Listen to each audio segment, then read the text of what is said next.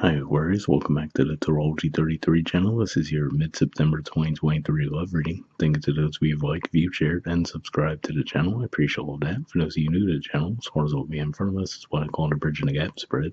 And the way it works is we'll look at the past, present, and future energies between you and your main love interest.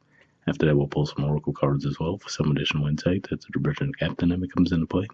And as far as the decks being used, on the left side we have the Lover's Path Tarot, on the right side we have the Romantic Tarot. And also keep in mind it's a general reading, so I'm going to be referring to the cards on the left as your energy and the cards on the right as the other person's. If you feel like it's a way around in your personal situation, definitely trust that. Alright, so with all that out of the way, we'll get started. Past energy on your side, we have the Queen of Spades. So this is Aries energy here, and to me this shows that you probably felt some passion for this person pretty quickly when you met them. I feel like this could just be saying that the communication between the two of you could have been passionate as well, given that Aries energy represents your third house communication. But yeah, it definitely looks like there was a strong attraction in the past. Alright, and past energy on their side, we have the Knight of Wands. So this is Sagittarius energy here. So yeah, similar, right? I feel like there was a similar passionate feeling between the two of you in the past. You might have felt like you hit it off right away, and that could have been getting the connection off to a fast start in the past.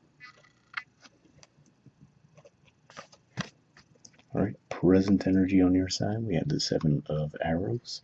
So this is actually an Aquarius energy, and what always stands out to me with the artwork here is the facial expression of the person. So a lot of times if we see Seven of Arrows or Seven of Swords energy, usually the person running away looks like they're, happy to be getting away with something, right? Whereas here, this person doesn't look all that happy at all. So to me, this could just be saying that you might still be showing up within the connection, but it looks like you're still holding on to a lot of heartache that you're not necessarily expressing to this person. So it could just be one of those things, and there could be plenty of reasons why you don't feel comfortable expressing it to this person. And for a lot of you, I don't even feel like it's directly related to this person, but again, feels like it's one of those things that could be weighing you down within the connection at this time.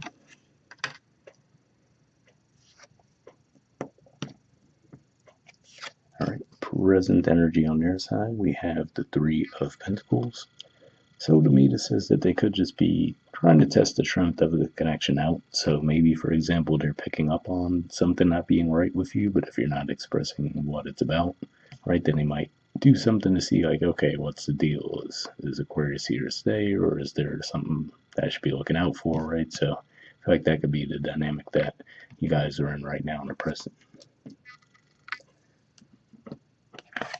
Alright, future energy on your side, we have Innocence. So this is the equivalent of the Fool in traditional tarot. And to me, this says that you will eventually get to the point where you are ready for that fresh start, right?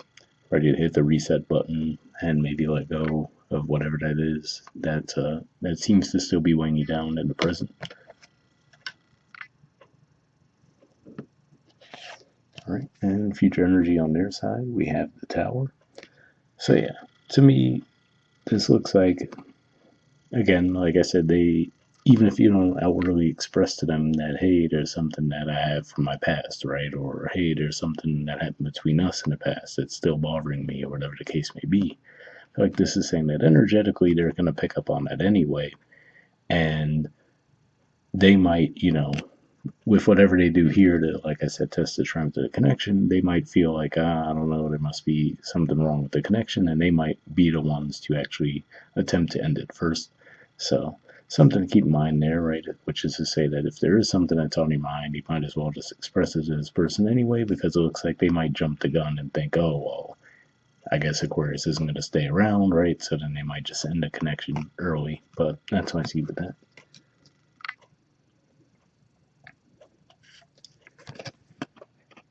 Alright, bottom of the deck on your side, we have Sacrifice. So this is the equivalent of the Hangman in traditional tarot. And for some of you, this could just be saying that maybe that could be what this is for you in the present, is maybe you're having your doubts, right? Like you might doubt for whatever reason, like, hey, can I actually show up in this connection the way that I want to, right? So again, like I said, maybe you guys have gone through a bad situation in your past that's still kind of lingering in your mind to where you might feel like, oh, I don't know if I could really show up in this connection in a way that I would want to or in a way that this person would need me to, right?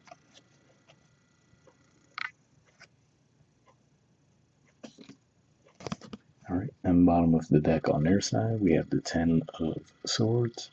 So on the one hand, this could just be saying maybe some of them knew about your past, right? So they might have understood that you were going through a rough situation when you guys crossed paths initially.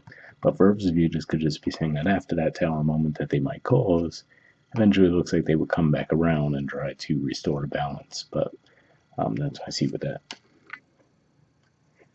All right, moving on to your Oracle cards. Let's see what give the messages of Oracle cards deck here. Just looking for a single card from this deck.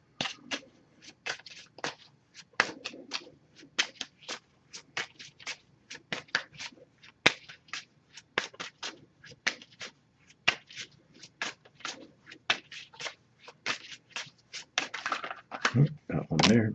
And next we'll see what we get from the Wisdom Oracle deck. Same thing, we're just going to pull one card from this as well, and then we'll read both messages together and wrap the reading up with that.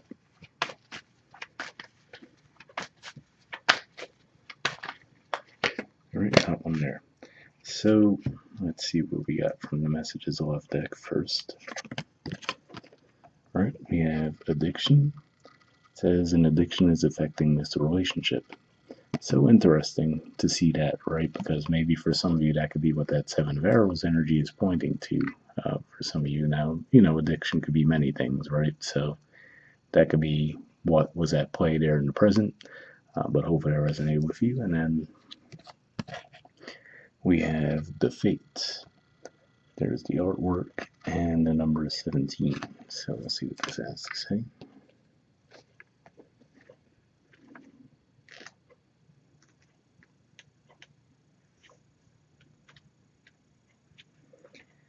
Okay, the relationship message says other people are who they are. You can't change them. The challenge is to accept them as they are and not try to make them otherwise to suit you. This is a time to look at how you attempt to mold people to fit your view of how they should be so you can remain in a relationship and avoid discomfort.